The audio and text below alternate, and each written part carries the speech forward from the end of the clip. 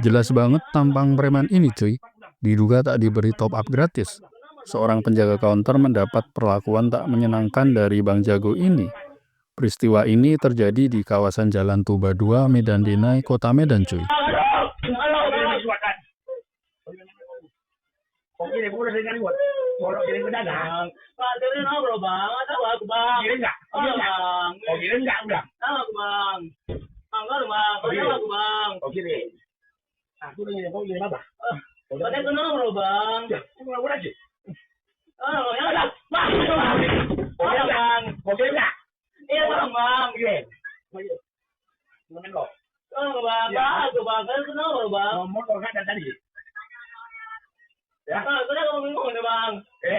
Kalau tadi yang udah nggak baru tahu.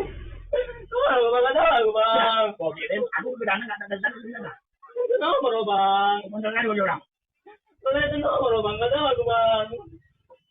Aduh bang. Bang sini lah bang.